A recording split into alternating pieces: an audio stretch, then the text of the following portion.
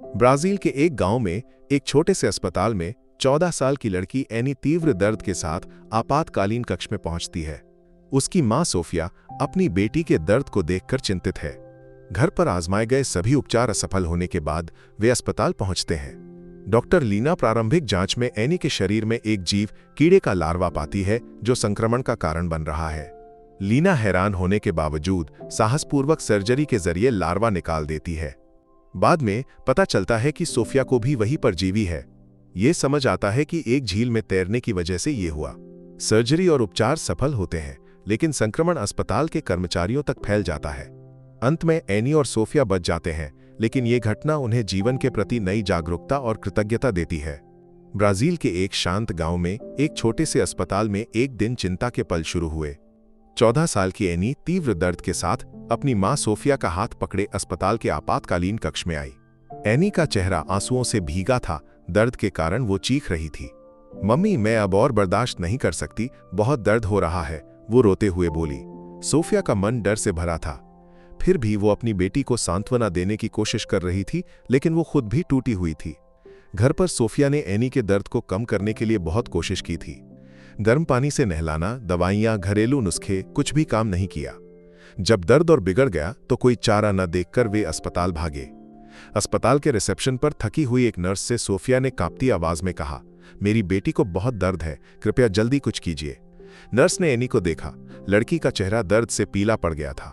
वो खड़ी भी नहीं हो पा रही थी। क्या समस्या है? नर्स ने पूछा। सोफिया ने जवाब दिया, कई घंटों से उसे नीचे दर्द है। घर पर सब कुछ आजमाया, लेकिन कुछ काम नहीं किया। अब ये और खराब हो गया है। नर्स तुरंत उठी और बोली, चिंता न करें, हम अभी देखते हैं। उसने डॉक्टर को बुलाया और 2 नर्स एक स्ट्रेचर के साथ आईं।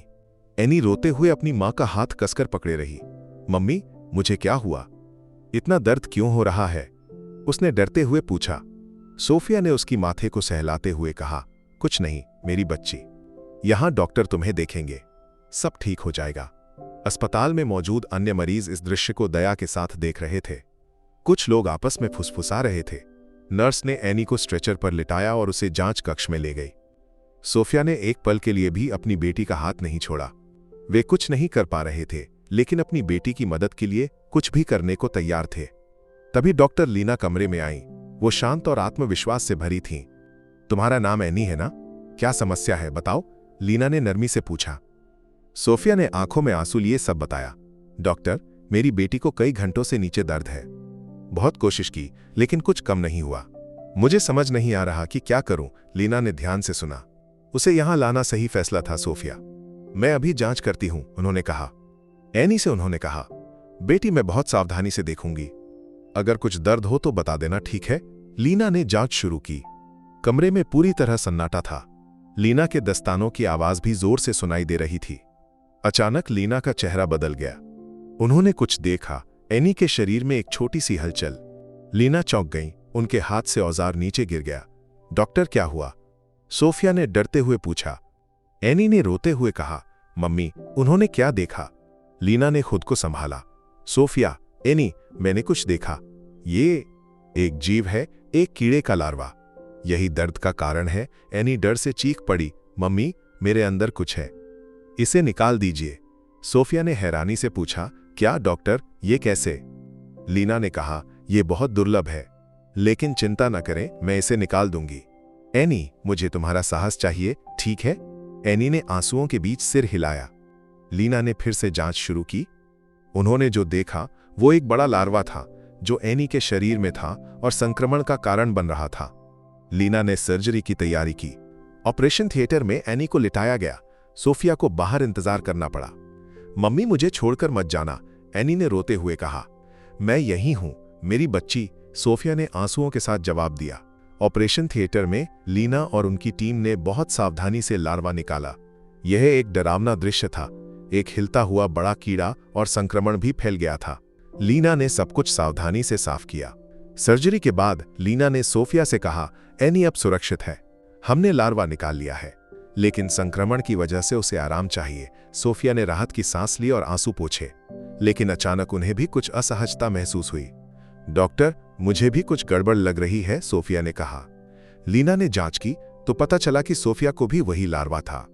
सोफिया ने बताया, कुछ दिन पहले हम एक झील में गए थे। एनी ने वहां तैराकी की थी और मैं पानी के पास बैठी थी।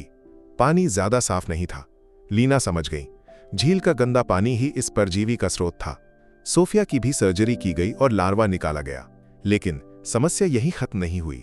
सर्जरी में शामिल 2 डॉक्टरों को भी संक्रमण हो गया। अस्पताल के कर्मचारी डर गए। सभी ने मास्क और दस्ताने पहने और कमरों को कीटाणुनाशक से साफ किया।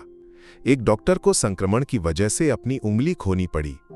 एनी और सोफिया आखिरकार बच गए। दवाओं और उपचार ने उन्हें स्वास्थ्य वापस दिया, लेकिन इस अनुभव ने उन्हें बदल दिया। अगर हम सावधान न हों तो कुछ भी हो सकता है, सोफिया ने बाद में एक दोस्त से कहा। एनी, जो पहले तैराकी की शौकीन थी, अब झीलों से डरती है। फिर भी दोनों को जीवन के प्रति एक नई कृतज्ञता मिली। हम जिंदा हैं, यही सबसे बड़ी बात है, सोफिया ने कहा। उन्होंने ये कहानी दूसरों के साथ साझा की ताकि कोई और इस तरह के भयानक अनुभव से ना गुजरे।